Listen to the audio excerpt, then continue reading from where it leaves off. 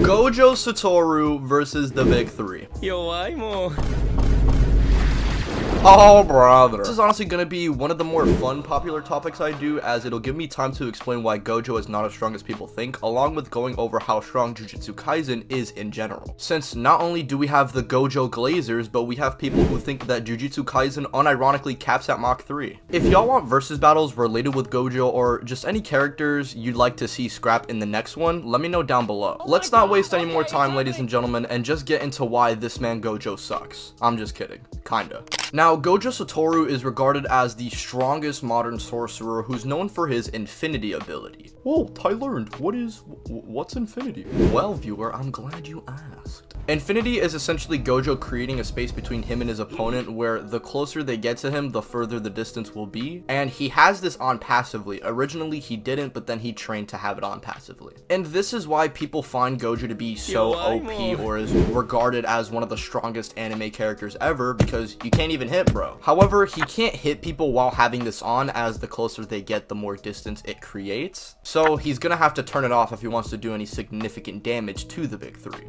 Along with this, he has abilities like Red and Blue, which destroy and pull anything towards its way, along with Hollow Purple, which is a combination of Red and Blue, which destroys anything in its path on a molecular level. But that's not even his best ability, which is the Infinite Void domain expansion. You see, if Gojo gets his domain off, he's gonna essentially have a guaranteed hit with his Infinite Void, and this allows Gojo to overload information into his opponents and incapacitate them completely, which none of the big three, if I'm being honest, have an answer to if Gojo can somehow get this off. As for how strong Gojo himself is, well, he is just straight up stated to be the strongest modern sorcerer, more than likely upscaling from characters like Yuki and Akari. If you think Gojo doesn't scale to Yuki and Akari, well, go talk to the author, not me. Anyways, he should upscale from characters like Yuki, who was able to create a perfect sphere black hole, which required energies that could destroy even planets. And I know that sounds ridiculous, but to be honest, this is the only kind of good feat in JJK. Everything else is basically just saying, well, Dagon can create an island and Jogo can create a mountain with their domain expansions. Which, I mean, for Gojo, it doesn't really matter, but domains themselves are somewhat of a hacks ability, more so than just straight up AP.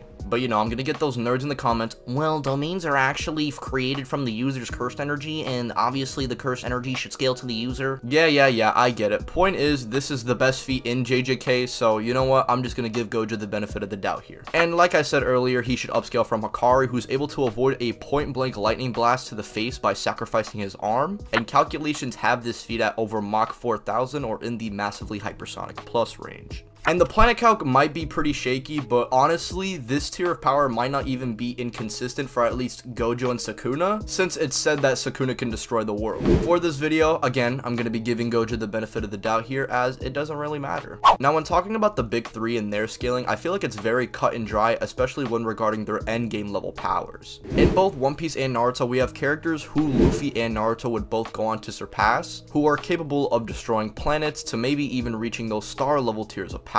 Specifically, Old Whitebeard in One Piece, who'd be at least relative with Gear 5, as he can fight Kaido, another Yonko, and it's said that when the Yonkos fight, it's not going to be an easy battle regardless of the outcome. And the One Piece world, at best in my opinion, is the size of a small star, which if we take at face value, he would be in that tier. So I'd say Luffy is more than likely in that large planet to maybe even star level tier of power. And in Naruto's case, we have half of the Nine Tails supposedly having enough power to destroy the world, and obviously not only could Naruto harness the full half of the Nine Tails, but even another half after the war, and he also has 6 path Sage mode, which on its own is just tiers above the Nine Tails in power. And obviously we have Baron mode, which is even stronger than that. Naruto, while barely having any chakra, body slams Momoshiki, who's able to absorb the stars and celestial bodies within Kaguya's dimension. As for the last member of the big three we haven't discussed about, that being Ichigo, I mainly use a calc from the Bleach movie that Ichigo would power cliff hundreds of times over, but I don't really think that's necessary here. Instead, I'll just say, like Naruto and Luffy, he's around that planet 2 star level tier through upscaling from beings like Yamamoto, who can destroy the entire Soul Society within a very short amount of time. This same Soul Society containing dozens of stars, and Ichigo would go on to cliff him and the verse aside from Yuha pretty badly. So all three members have scaling that can put them in that star level tier of power, but what about their speed? Well, funny enough, I do believe all 3 fighters are in a similar tier of speed as well. I won't get into specifics because that's not the point of this battle, but just know all 3 at the very least should be combating and reaching at speeds faster than the speed of light. And no, not traveling at the speed of light like half of you motherfuckers get confused. I mean combat and react at the speed of light.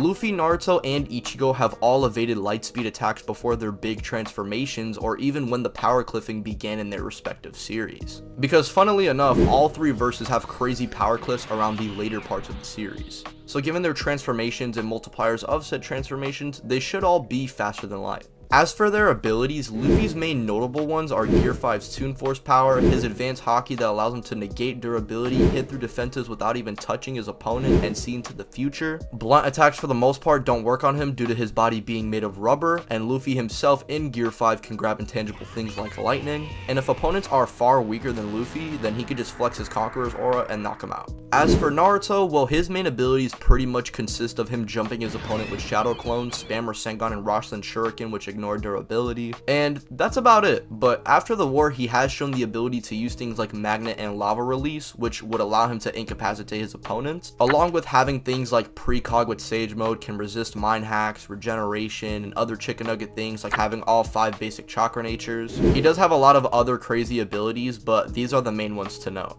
And Ichigo, well, he has Getsuga Tensho and can affect your soul on an atomic level, and has Getsuga Tensho and can affect your soul on an atomic level. Seriously though, that's all about you really need to say for Ichigo. Oh, and all 3 can fly like Gojo, which is kind of cool, I guess. Now, as for how the fight would go, regardless of Gojo's opponent, it really doesn't matter. Not only does Gojo get completely outclassed here in stats by all 3 of the members of the big 3, but all 3 also have a way to beat Gojo. And like Gojo, they don't even have to touch him.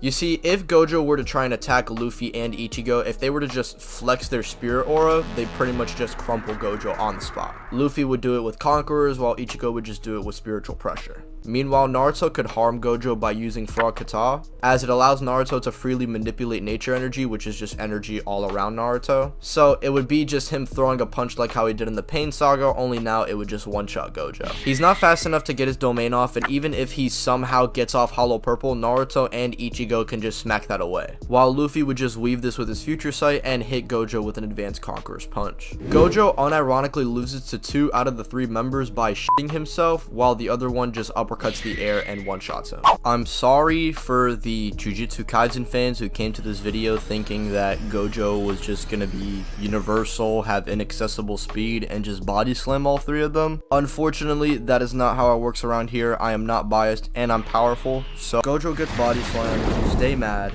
and subscribe if you are new to the channel and want more versus battle content. Goodbye.